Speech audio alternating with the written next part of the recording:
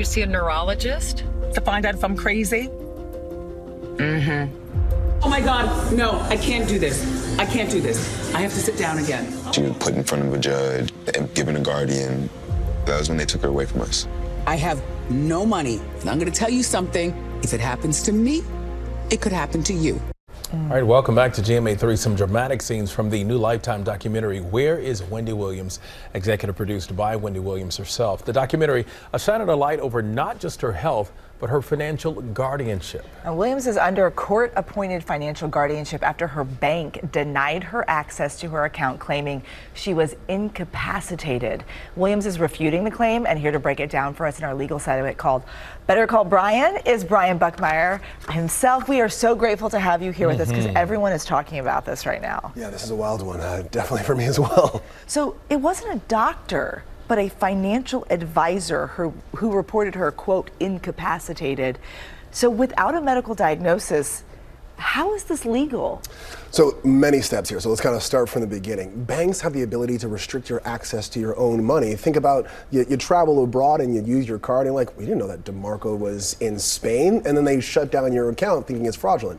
Usually you just make a phone call, they open it back up. But you got to check the fine print in your bank agreements because they can actually restrict access to your money if they believe that you're making fraudulent transactions, if they think that there's some sort of unsound mind or the person's incapacitated. From there, they can go and petition to the bank, just like someone who's living with you, just like yourself can, or someone who has the control of your assets, to say, I think this person isn't making the right decisions with their money, or they're being influenced unjustly or unduly by someone else. Let's go to the probate court or go to court and say, you know what, let's put evidence before the judge and the court and see whether or not a guardian needs to be appointed. She executive produced this, though. It's kind of confusing to see it all. How does she get access to her money? What does she have to prove? Because, I mean, you do need money to live. Yeah. So there's supposed to be an annual report whenever there's a guardianship. In New York, it's typically May, but it's any time a person petitions or the court finds it just to say, hey, let's review this. And there should be evidence that's presented to the court. And you might have heard, like in a criminal case, you've got to prove it beyond a reasonable doubt. It's much lower in these steps of court. It's called clear and convincing evidence, something that just gives you a firm belief that this person has the ability to handle their own finances. And to your point, she's executive producing this two-part documentary. So this is definitely going to be part of the argument to say, if she can do this, why can't she handle her finances as well as her health? Now, if she can convince the judge, then a guardian will either pull back their responsibilities or just be eliminated altogether, and she would be able to handle her own finances and her health. And the clip that we ran at the top of the segment, she said if it could happen to her, it could happen to any of us. How can we protect ourselves and our finances? You think about it, when something happens to a family member, of course we all hope that we live a healthy life, but things can happen. But when something happens, the family starts fighting because no one had a will in place, etc. Yeah.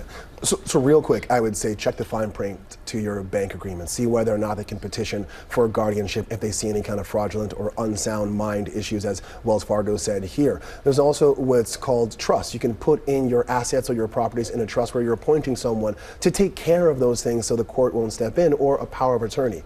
There's also, which we discussed before this, called an advanced medical directive. Now, my mother, before she was diagnosed with cancer, we had to have a very difficult conversation of, Mom, you're getting up there in age. What do you want me to do if you're incapacitated?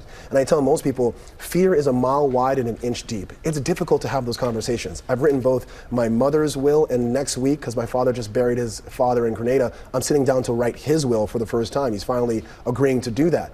But it's hard to look at your parent and say, what do you want me to do if you can't make medical decisions? My mom and I disagree. I say I will fight to the death, and she says, no, at a certain point, you've got to stop. And that conversation is very difficult, but I bet you the conversation I had with my mother and I'm about to have with my father is a lot easier than the conversation that Wendy Williams and her family are having now. So I would say get out there and be proactive. And better to have it in writing. Exactly. All right, Brian. Thank you so much. Always appreciate your insight. Well, hey there, GMA fans. Robin Roberts here. Thanks for checking out our YouTube channel. Lots of great stuff here. So go on, click the subscribe button right over here to get more of awesome videos and content from GMA every day, anytime. We thank you for watching, and we'll see you in the morning on GMA.